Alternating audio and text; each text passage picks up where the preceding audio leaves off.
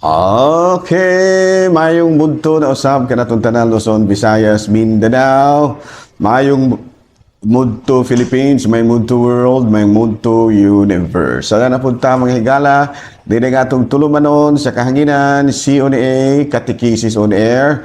Og ako lang gihapon kini inyong ubos nga alagad Reverend Padre Edwin AA. Makig-uban na usab kaninyo sa lain na pud nga edisyon dili nga atong tulumanon sa kahanginan, CONA, Catechesis on Air. Abino, kumusta naman dahil ang akong parente din na atong kura-paroko din ha sa may Kalumbuyan. No? Ang atong kura-paroko din ha si Reverend Father Christian Durango. No? Akong agaw, mahigala. No? Kumusta na, no? Magantanan gid nato nga mga kaparian, Lukub, Kabisayan ug Mindanao nga naminaw karon sa ato nga programa sa kahanginan. Abino. So, saan ang tugong pugong-pugong highlight na kakalot atong mga ang atong mga lawas sa mga higala nga daghan ng mga katul-katul. Kini magkagulang ta mga higala, vulnerable na kita sa mga katul-katul, no? Mga sakit-sakit ba? Pero okay ra. Kumbate ko, ano ba yan ako mga higala? 64 years old. Next year, medyo ko na. Kanang gitawag na to sa English o retirable na. Pero murag okay pa man ko. No, okay pa man. Madala ra mag-smile nga to ang lawas pa.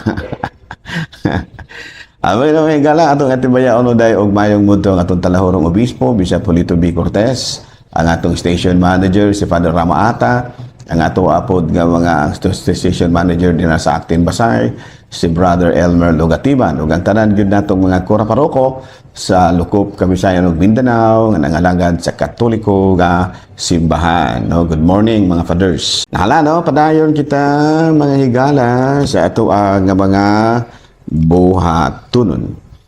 Bayno ari kita maghigala sa ato ang Catechism.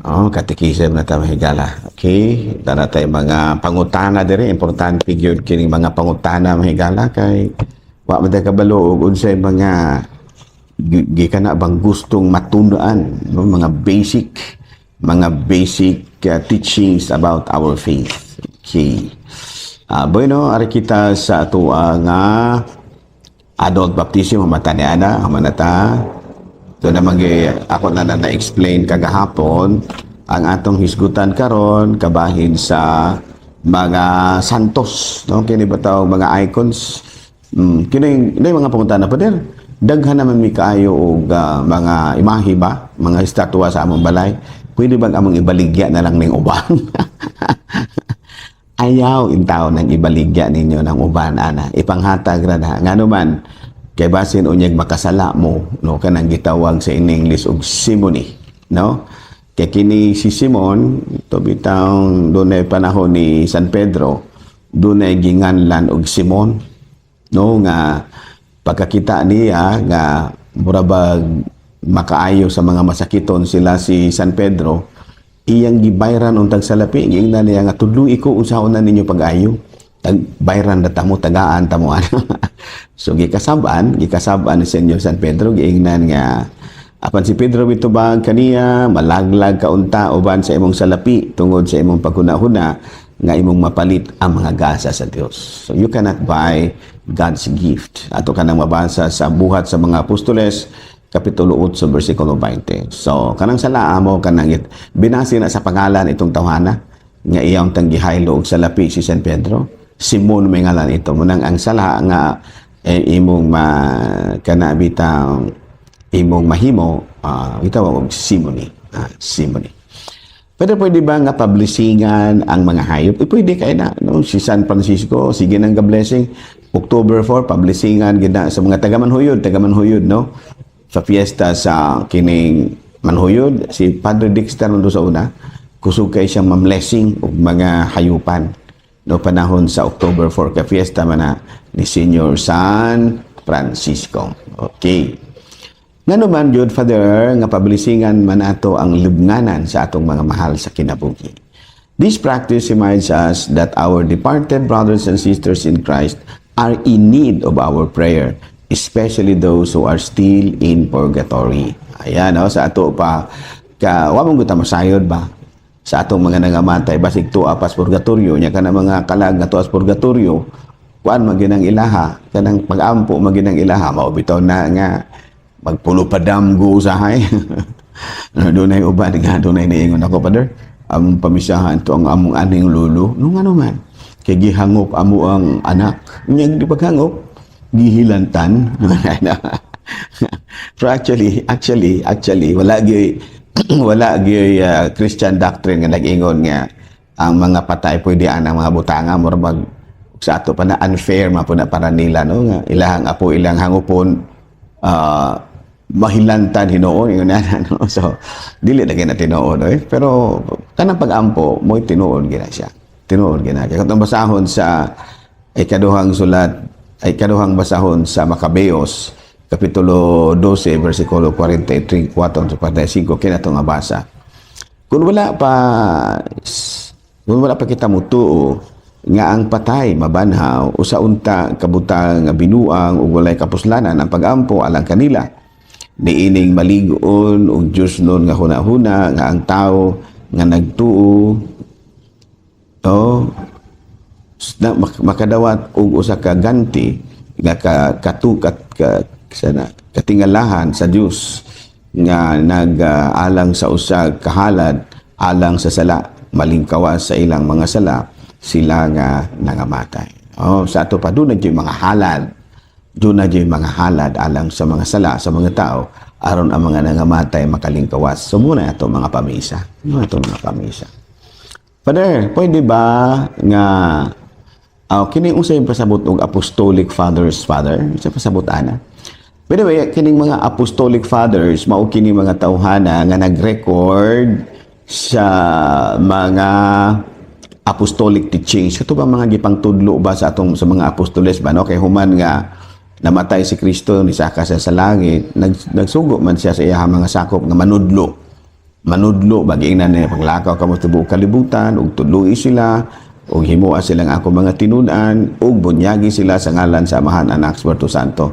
Ato pa usagyod sa mga gihimo sa mga apostoles mao kining gitawag og pagpanudlo, kining gitawag sa English og apostolic teachings. Unya human nga nangamatay ang mga kining apostoles, gipadayon kini sa ilahang mga tinun-an. Muna tong mga tinun-an nila nga gitawag og mga apostolic fathers, no? Kay sila man ang nag-record sa Didache, sa Pastor of Hamas, Letter of Pope Clement ug Epistles of the Martyr Saint Ignatius of Antioch. Kini mga apostolic fathers ilag yung gipanalipdan ang pagtulunan sa mga apostoles, gitudlo sa mga apostoles. Mo kini sila si San Ambrosio, San Athanasius, San Agustin, San Bernardo, San Cipriano, San Cirilo, San Efren, San Gregorio Nacianceno, San Gregorio di Magno, San Gregorio sa Nyssa, si San Hilario, si Saint Jerome ug si Saint John Chrysostom. Muna siya mga apostolic fathers. Klaro? Nahala, no? Nahala. Okay. O niya, laing pangutana.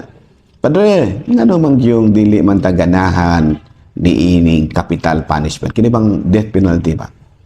Ang tubag ni ana, katungod manggod sa tao nga makahinulsol, nga mo hinulsol. Gani, ang tanan giawhag nga kung makasala kapag hinulsol. Yung sa all man nato pag hinulsol kung inyong patyo ng tao. Mas may man tong adto ra ibutang sa mga prisuhan, no, adto ra bitaw sa gitawag nato og maximum security, no? Maximum security nga naman. Kaya ato dito bisan tuod kung lisod kaayo ang iyang kahimtang, pero may puruhan nga makahinulsol siya. Okay, no? Yeah. Not all cases are punishable by death penalty. Especially kato bitaw kana bitang falsely accused. Doon naman yung mga uban nga murabag napasangin lang ra ba. Nya ikatulo, gisugo punta sa Ginoo nga dili mo patay. No, niya ang pobre ra gyud pod mo mahukman sa kamatayon kay dili man accessible nila ang mga maayong abogado. So doon na tay mga abogado kining Public Assistance Office, no, kining PAW, pero tungod sa kadaghan sa mga may laking abogado pero nasa PAW, pero tungod sa kadaghan kayo sa mga tao nga nagpatabang legally, may puruhan nga dili kaya bitaw kana bitaw ang focus ba sa atong mga abogado nga naa din ha medyo ma-divided. Ma-divided. Pero maayong laki na sila. Pero kung divided imong hunahuna, natural, dili na ka makafocus kayo. So muna nga, kutob sa mahimo, labi na mga pobre in taon, makagipangkiha. Kung walay mayong abogado, nya na ay death penalty, dali ra yung mga death penalty ni mga pobre saon man nato. Manghahay na gid lamang ta. Ganyan ano. Abi no dinhi na lang una kita kutob ha. Ako lang gihapon kini yung ubos nga alagad Reverendo Father Edwin A. Manamilit na usab ka ninyo ug manalangin ka nato ang Dios nga makagahong tanan. Amahan, Anak, Espiritu Santo. Tapos na nato ang pag-catechesis. Dado nato ang kalinaw o gugma ni Kristo. Salamat sa Diyos.